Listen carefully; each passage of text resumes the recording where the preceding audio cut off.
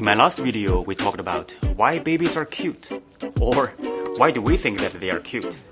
But if you ignore their cuteness, put it away for a little bit, it's not that hard for you to realize that babies are actually really dumb. We humans consider ourselves on top of the food chain. We have taken over most places on Earth. And if we really want, we can kill and eat any other animal species, or domesticate them, lock them into cages, or keep them as pets. However, despite all of these destructive abilities we have, our babies are still very incapable doing a lot of things. Compared to our infants, other animal species have some strong babies. Baby giraffes, when they are born, they have to fall for about a meter to reach the ground. And they can start walking very soon after that. Baby horses can start running by themselves within a couple of hours after birth. And baby sea turtles, they don't need any guidance. They can just run towards the sea when they are born. However, our babies, they can't do anything by themselves. Everything they need, somebody else have to do it for them. So it's quite amazing to think that these dumb little creatures can grow up to become us, the intelligent beings. But how come our babies are so dumb? We have paid big prices to get to where we are right now. The reason why we're smart is because we've evolved to have higher intelligence. Our brains got much bigger and more powerful. It allows us to think of more complicated things, ideas, and concepts that no other animal species are even capable of comprehending. But of course, it didn't come to us for free. This bigger and more powerful brain requires significantly more energy. Just to put this into perspective, our brains account for 2 to 3% of our total body weight, but it consumes 25% of the total energy we have when it is at rest, when it's not that active. In comparison, the brains of other apes would only consume 8% of the total energy they have. In order to have enough energy to feed our brains, we were forced to spend much more time in search for food. That's how the early hunters and gatherers came about. Nomadic tribes, they still exist today. They are a very good example of this food foraging lifestyle that requires constant moving in order to find food. The staggering amount of energy that our brains require also means that our bodies have to consume less.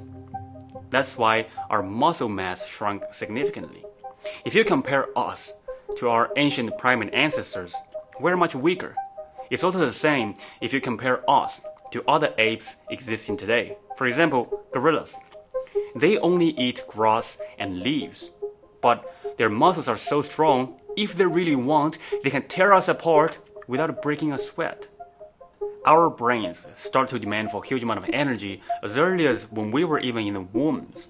Pregnant women, they have to consume twice as much energy as they normally consume in order to have enough to give to the fetus. This would nearly double their metabolic rate.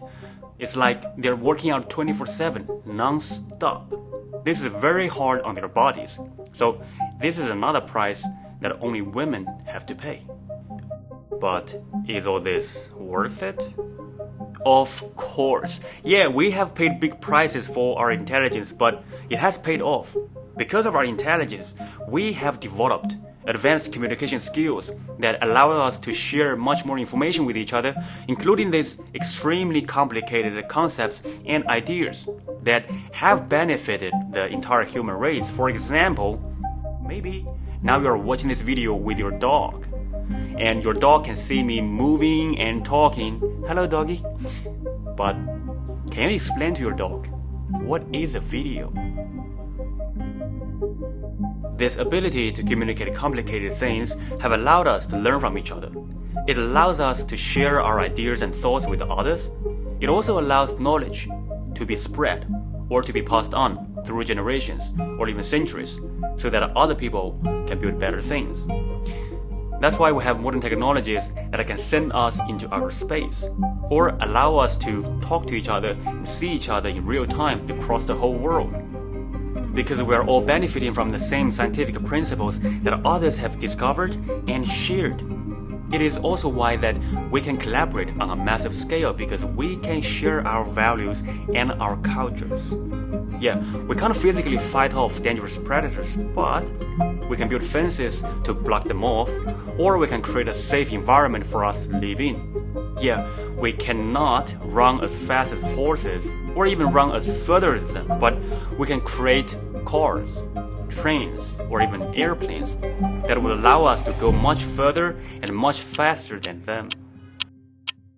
But all of this takes time. Biologically, prefrontal cortex, the region in our brains that's in charge of reasoning and logics, takes up to 30 years to develop. Of course, this is an exception when considering all our body parts and organs. But it's mostly the learning of advanced skills that take up most of the time. There's a reason why that average people normally finish their formal education in their 20s, right? And PhD degrees would even take longer. This is something animals would never experience. Sheep, horses, antelopes, and many other animals, they don't win their babies for as long as we do.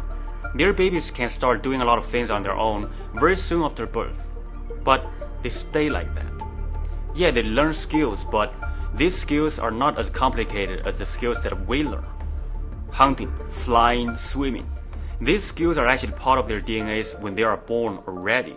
So, in some ways, animals are just practicing the skills that nature have given them already instead of learning something completely new. That's why if you compare two tigers, the differences between them is much smaller than the differences between a doctor and a rocket engineer. Which means it is not necessary for most animal species to take care of their babies for too long to reach the point that their babies can survive on their own. Except orangutans. It is observed that orangutans would wean their babies for years, which is what most animal species would never do. It is also observed that orangutans have much higher level of intelligence when compared to other animal species. It turns out there's a very direct positive correlation between the weaning time of babies and the level of intelligence. But here's the thing. Do you know which species would wean their babies for much longer than orangutans? Us, the humans. And also, do you know which species have much higher level of intelligence? It is not that because we want our babies to be more intelligent, so we wean them longer. The truth is rather the opposite. It is because we are intelligent. That's why our babies have to be weaned for longer. And the real reason behind is that all human babies, including you and me, are delivered prematurely. Like we talked about before, pregnant women's metabolic rate would nearly double when it is close to the end of their pregnancy.